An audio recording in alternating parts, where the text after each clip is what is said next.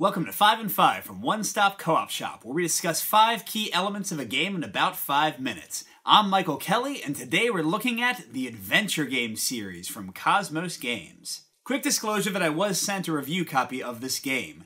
Now, we have a ton of escape room games, Exit, Unlock, Deckscape, so many, the field is wide. The question is, does the Adventure Game series bring anything new? And I'll say that it tries to. It's a much more narrative experience with a big adventure book where you read entries and look for solutions. But does it stand out from the crowd? Does it distinguish itself in any way? Let's find out and get to the list.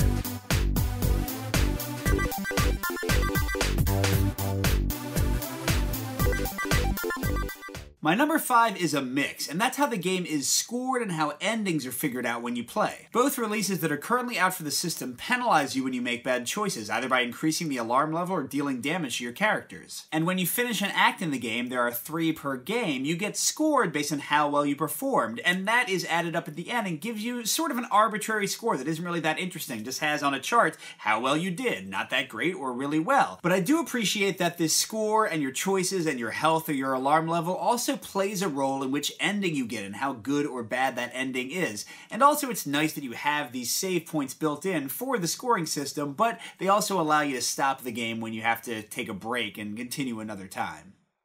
My number 4 is also a mix, and that's how they included character in the game, both in the avatars you control and in the people you interact with. Each player gets a character to control, and they'll sometimes have unique cards of that character, or they'll read unique entries in the adventure book based on the choices they make. And this is really, really cool because you feel a bit more like you're actually a person in this world and the choices you make matter on a personal level. But on the negative side, each character has their own inventory, which sounds okay, but a lot of times you'll have to trade back and forth and it's really easy to do, so it almost feels like you should have just had a party inventory that everyone shares. And also in an element that is both super cool but also kind of frustrating, your characters can gain injuries that prevent them from doing certain actions, which again is kind of awesome, but also can be unfun if suddenly you can't move as well and don't get to explore as much. After 2 mixes, we have a big pro for number 3, and that's how the game handles locations and exploring around the board. Location cards will be set out on the table one by one as players find them, and they'll each offer a set of numbers you can explore to interact with rooms and find items. This gives the game a lot more realism and a sense of spatial importance and spatial continuity that I think is pretty amazing for such a cheap, tiny card game. In a lot of ways, it reminds me of Time Stories and how you felt like you were exploring a real world, which is totally different from games like Unlock and Exit, where, again, you're really kind of stuck in a single place, or you only have cards to vaguely represent the locations you go to. But I'll say I think it's even cooler here than in Time Stories because elements of the game are affected by who's in what location. Like if a trap goes off in one floor of a building, everyone on that floor will be affected by it, so you have to kind of consider things again in a more realistic way. My number 2 is back to a mix, and it could potentially kill this game for some people or really make it way better for others, and that's the adventure book you read to determine what happens as you explore and investigate.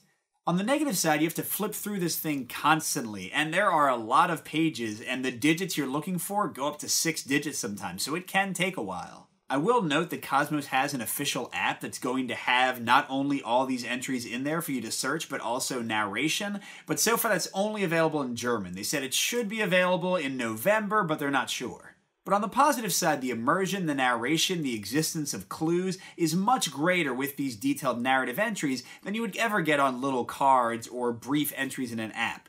We're going to end with an element that is entirely positive, at least for me, and that's how thematic the riddles and exploration in the game are. Something I've always felt was off in a lot of these escape room games, especially the Deckscape and Exit series, is that the riddles seem completely unthematic. Like, why would someone who lived in this house always have to answer some kind of riddle to open their own front door? But in the Adventure Game series, at least the 2 that I've played so far, things are way better. You combine items in a logical way. When you get clues, they make sense. I'm not saying it's easier, the riddles can still be very tough to solve, but the riddles make sense in a living, breathing world, and you feel like you're actually in a place that people inhabit, not some random collection of riddles put together by a crazy mastermind. So if you couldn't tell already, for me, this is one of the best games in the Escape Room series, bar none. I really have enjoyed the 2 ones I've played, and I hope they come out with more and more in the series. This is right up there with Unlock for me, and Unlock has been my top one for a while, over Exit and Dexcape and all the rest. But I love the spatial awareness here. I love how logical everything feels. I love that I feel like I'm in a real world and I am a real character in that world. That's all amazing. And here's the best way I can say it, the thing that really sticks out at me. This feels like I'm playing one of those classic adventure video games, like King's Quest, Monkey Island. I feel like I'm in one of those, picking up items, combining them in logical ways, solving puzzles, having adventures, facing danger. So the adventure game series is great, something I highly recommend, as long as you aren't put off by the reading. And again, once the app comes, you won't even have to worry about that too much. This is a solid pick. Good gaming, everyone, and I'll see you at the next stop.